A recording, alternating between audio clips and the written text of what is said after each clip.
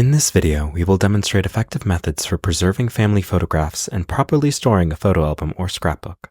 Our goal is to ensure the longevity of these cherished items while preventing yellowing and minimizing image and information loss.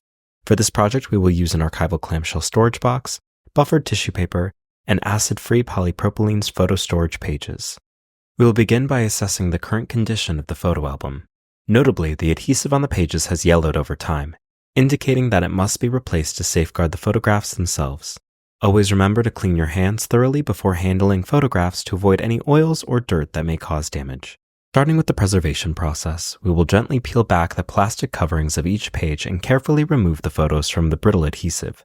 Thankfully, due to the degradation of the adhesive, the photos lift off easily without leaving any residue on their backs.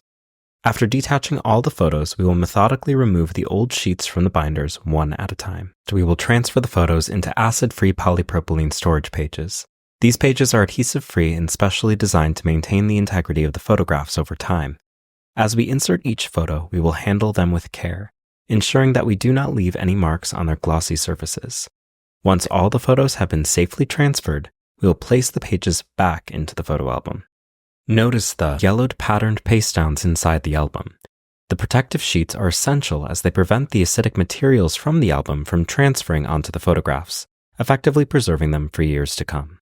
With the photos safely preserved, we will now move on to the storage of the album itself.